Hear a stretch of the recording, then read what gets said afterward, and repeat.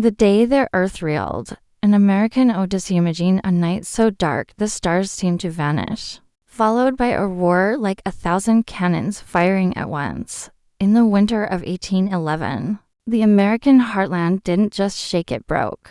Church bells rang in Boston from 1,000 miles away. The mighty Mississippi River flowed backward for hours, and the solid earth turned into a rolling sea of sand and sulfur. This isn't a myth. This is the story of the day the American dream met a nightmare beneath its feet.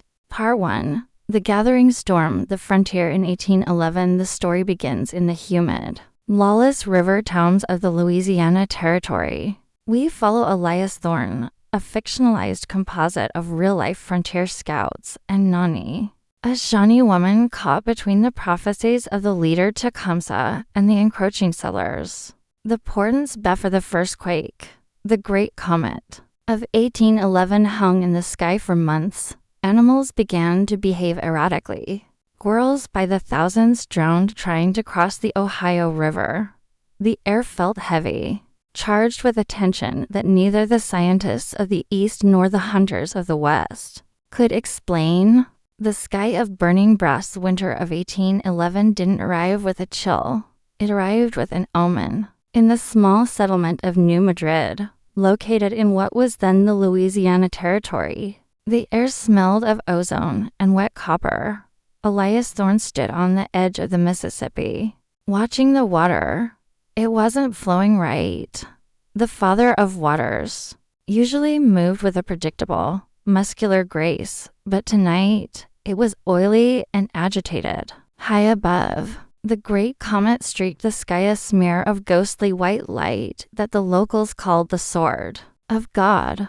Something's coming, Elias, a voice rasped. It was Baptiste, a French fur trapper who had lived on the river for 40 years. The owls have gone silent. Even the wolves have stopped their howling. It is too quiet for a world that is supposed to be alive.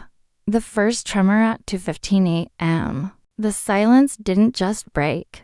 It was pulverized. It started as a low-frequency hum, a sound so deep it was felt in the marrow of the bones before it reached the ears. Then came the thump, a vertical jolt that threw men from their beds and sent chimneys crashing through roofs.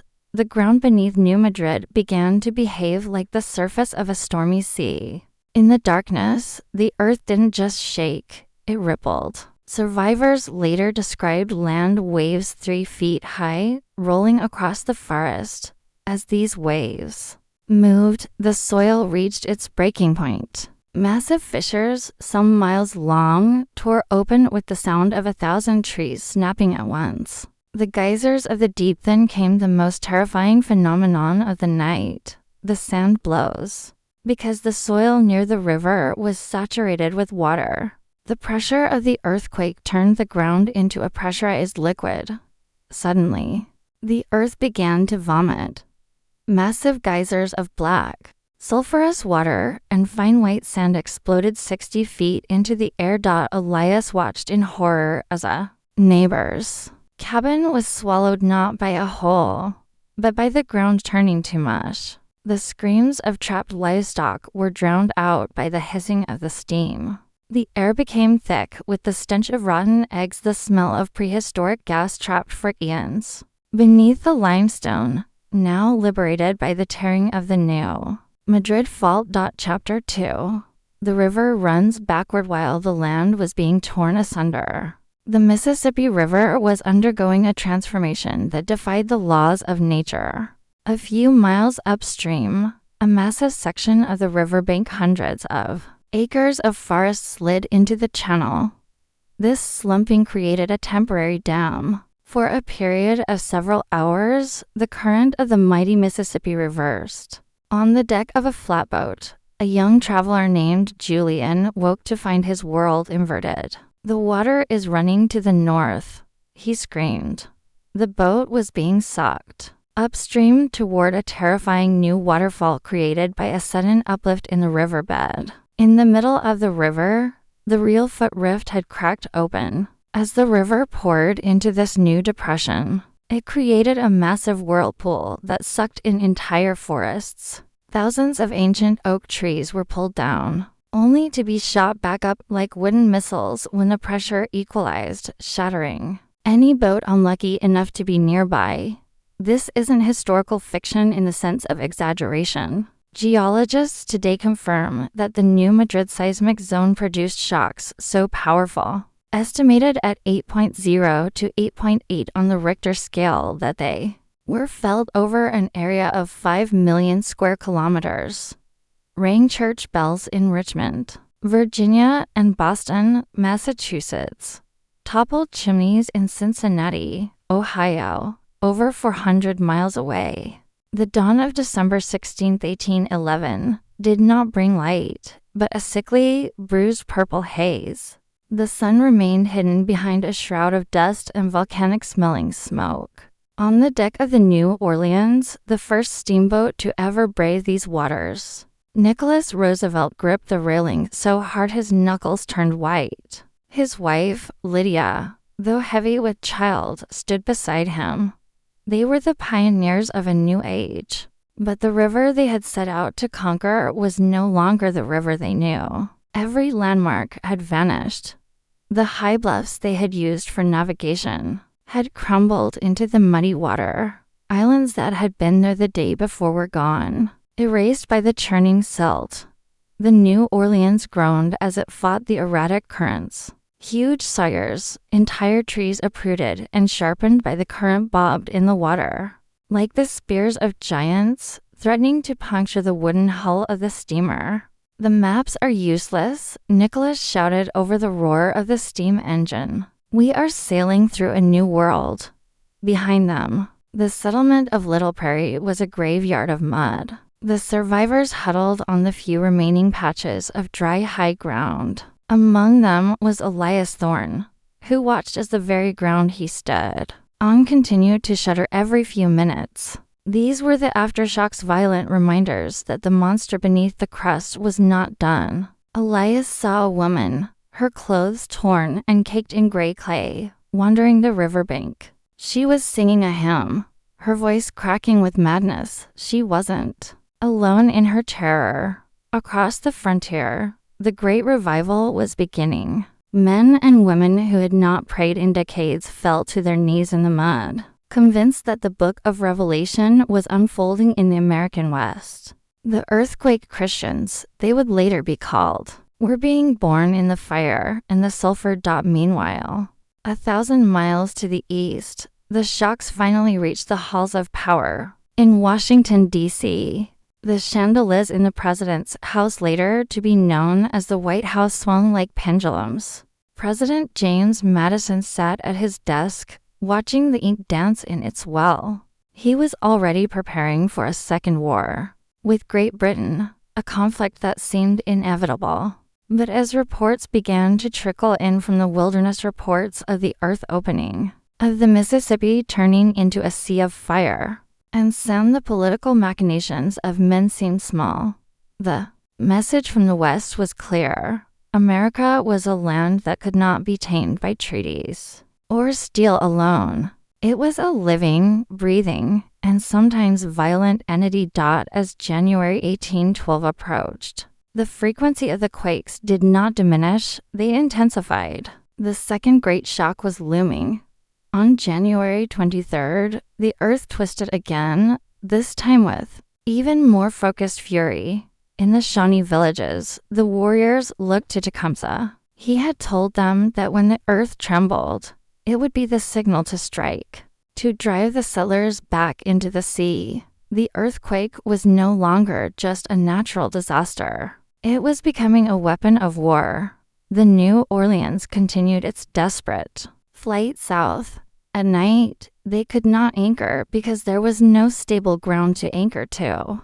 They tied the boat to thick willows, only to wake up and find the trees submerged and the boat drifting in a lake of debris.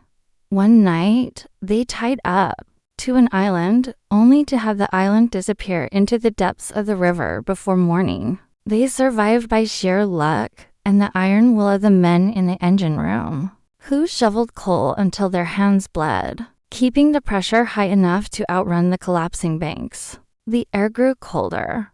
A strange, unnatural frost began to cover the ruins of the cabins. The survivors, having lost their crops and their shelter, began to starve. The sound of the earth cracking became the background music of their lives, a deep, rhythmic thudding that sounded like a drum beat from the center of the world. The aftermath of the Great Quakes didn't bring peace. It brought a transformation of the American soul. By the spring of 1812, the physical scars on the land, the sand blows that looked like craters, and the lakes filled with drowned forests, were matched by the psychological scars of the people. Elias Thorne navigated his way through what was once the dense hardwood forests of the Missouri Boot Heel, but the landscape was now a labyrinth of sunken lands. The earth had dropped so significantly that the spring rains had turned thousands of acres into a permanent, haunted swamp. Navigating this terrain required a new kind of survival skill. The old trails were gone, swallowed by the fissures.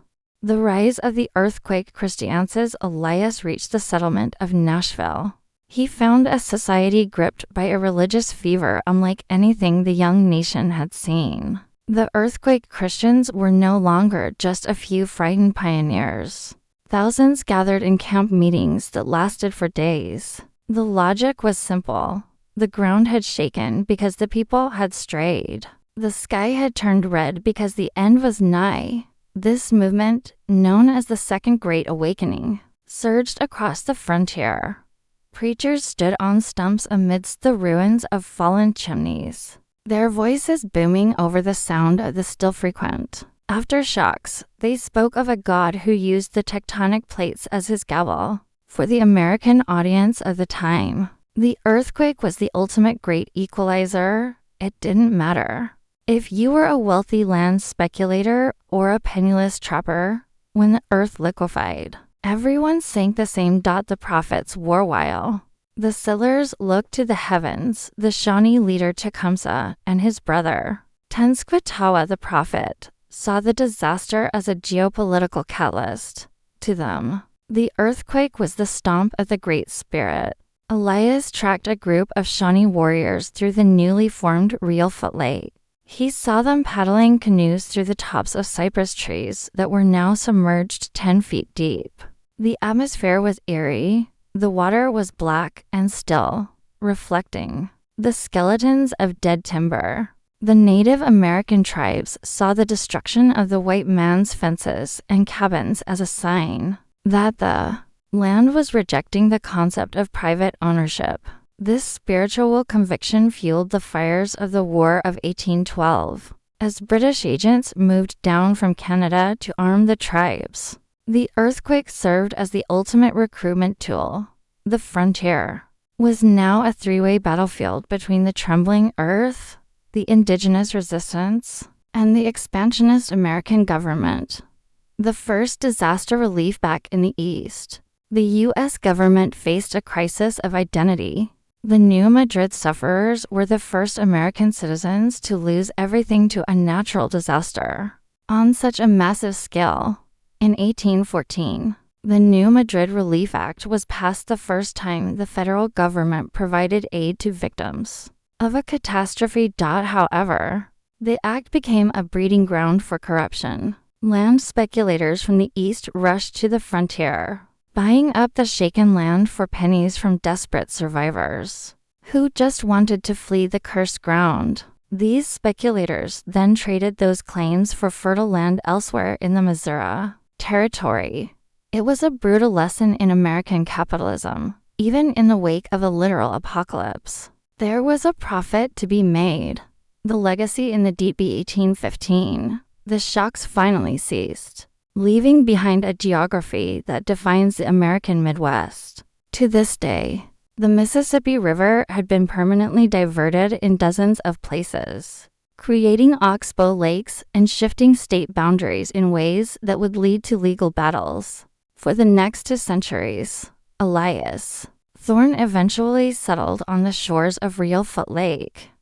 He spent his remaining years as a guide, taking curious travelers from the east to see the place where the river ran backward. He would tell them about the night the stars disappeared and the ground turned to water. Most didn't believe him. To the growing cities of the east, the new Madrid quakes became a tall tale, a myth of the wild frontier. But beneath the cornfields of Missouri and the cotton rows of Tennessee, the fault line remains. The sleeping giant of the new Madrid seismic zone is still there, accumulating pressure, waiting for the next time the American heartland needs a reminder of its own fragility. The transition from natural disaster to total war was seamless and terrifying. By the summer of 1812, the dust from the fallen chimneys of New Madrid had barely settled. Before the smoke of gunpowder took its place, the earthquake had done more than break the ground. It had broken the fragile peace between the British Empire, the United States, and the sovereign indigenous nations of the interior. The seismic strategy of Tecumseh Thorne found himself recruited as a scout for the American forces under William Henry Harrison. The frontier was in a state of high alert paranoia. Every tremor of the earth, and they were still frequent, was seen by the settlers as a precursor to a Shawnee raid. Tecumseh had used the earthquake as a divine validation of his power. He traveled from the Great Lakes to the Gulf of Mexico, telling the Creek, Choctaw, and Chickasaw, "The Great Spirit has shaken the world to show you that the white man's time is over." To the American audience, this remains one of the most fascinating what-ifs in history. A pan-Indian confederacy united by a geological event. In the South, a faction of the Creek Nation known as the Red Sticks took the omen to heart. They believed their wooden clubs, painted red, were now imbued with the power of the quakes. This led to the brutal outbreak of the Creek War, a bloody theater of the War of 1812. The battle in the Mudalias accompanied a company of Kentucky militiamen as they marched through the sunken lands. The terrain was a soldier's nightmare. The earthquake had created fissure swamps deep, narrow cracks in the earth that had filled with stagnant water and were hidden by fallen leaves. Horses would snap their legs in these hidden traps, and wagons carrying precious black powder would sink into the liquefaction sand that still hadn't fully hardened. "It's like the land is trying to trip us," a young soldier remarked as they bypassed a massive sand-blow crater. "The land isn't trying to do anything," Elias replied, checking the flint on his rifle. "The land is just tired of us being on it." The conflict reached a fever pitch at the Battle of the Thames. Here, the intersection of history and legend reached its climax. Tecumseh, the man who had harnessed the earthquake's prophecy, fell in battle. With his death, the dream of a unified indigenous state died too. The signs from the earth had been powerful, but they could not stop the relentless march of industrialized warfare and the sheer number of settlers pouring westward. The burning of the capital while the frontier bled. The earthquake energy seemed to follow the war eastward. In 1814, the British fleet sailed up the Chesapeake Bay. The same President Madison who had felt his chandeliers swing during the New Madrid shocks was now forced to flee his home, as the British set fire to Washington, D.C. as the White House burned. A freak weather event, a massive hurricane combined with a tornado, struck the city, blowing out the fires and killing British soldiers with flying debris. To the superstitious public of 1814, it felt like a continuation of the 1811 disasters. It seemed as though the very atmosphere of the North American continent had turned hostile to human ambition. The birth of a new frontier be the time the Treaty of Ghent ended the war in 1815. The American West was a different place. The New Madrid earthquakes had cleared the way for a new kind of expansion. The shaken lands were now being organized into the territory of Missouri. Elias Thorne stood on a high bluff overlooking the Mississippi, which had finally found its new, permanent channel. The river was wider now, scarred with cutoffs where the current had sliced through solid land during the tremors. He watched the first wave of post-war settlers arriving in flatboats. They didn't know about the Blackwater geysers. They didn't know about the night the river ran backward. They only saw fertile, albeit swampy, land ready for the plow. The 100,000-word saga of the New Madrid quakes concludes not with a final bang, but with a lingering silence. The settlers built their cities St. Louis, Memphis, Cairo directly. On top of the fault lines, they paved over the fissures and drained the sunken swamps. They turned a cataclysm into a footnote.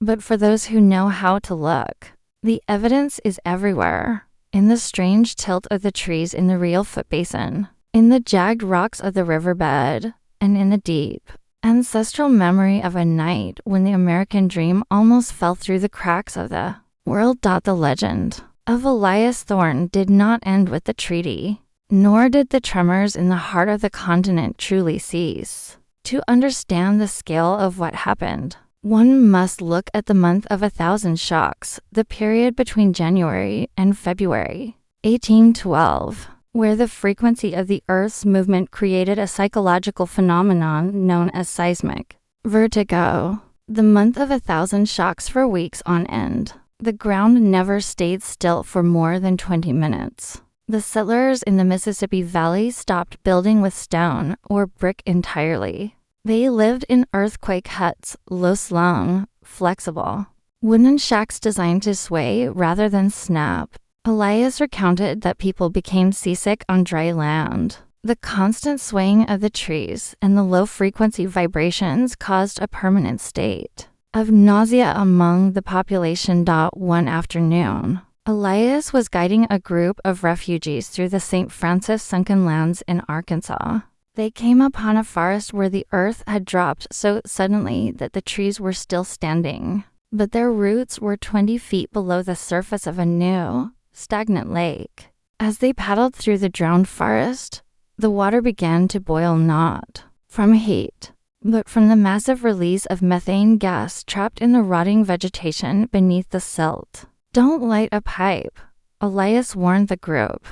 "The air itself wants to burn." The mystery of the earthquake lights during this period. The USA audience of the time documented one of the most baffling scientific mysteries, the new Madrid lights. As the tectonic plates ground together, the friction generated immense piezoelectric charges. Witnesses described sheets of ghost fire rising from the fissures' blue and violet glows that the modern frontier. The 100-word reality of this story is that the USA is currently living in a period of seismic silence. Geologists call it a recurrence interval.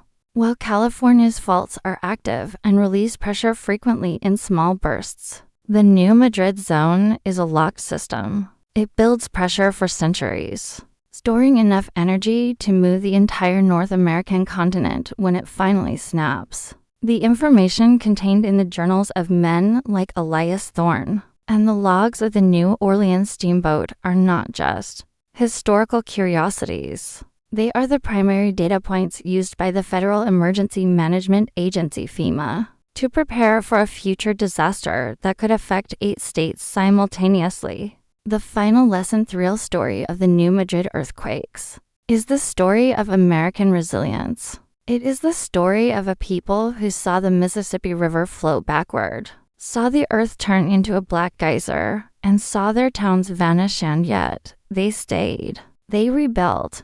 They turned the sunken lands into some of the most productive farmland in the world. They learned that the American landscape is not a static stage, but a living participant in the national story. The earth provides the soil for the crops and the path for the rivers, but it also demands a terrifying respect. Elias Thorne's final entry in his imagined journal sums up the spirit of the era. The world did not end in 1812, though it tried its best.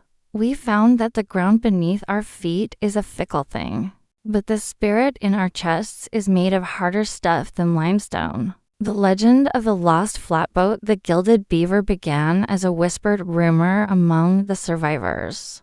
of the February 7th shock, but it soon grew into one of the greatest mysteries of the American interior. The fissure of gold is. The Earth split near the bend of island now 10. A massive fissure described by witnesses as a mouth of the abyss opened directly beneath a trading vessel bound for New Orleans. The boat was rumored to be carrying not just furs and timber, but a significant shipment of Spanish silver and federal gold meant to pay the garrison at Fort Pickering. In the chaos of the liquefaction, the boat didn't sink into the water. It was pulled into a dry chasm that opened in the riverbed seconds before the Mississippi rushed back in to fill the void. When the water returned, it brought tons of silt and sand, sealing the gilded beaver in a tomb of pressurized clay 40 feet beneath the new riverbank. For decades, treasure hunters and even Elias Thorne in his later years scoured the shifting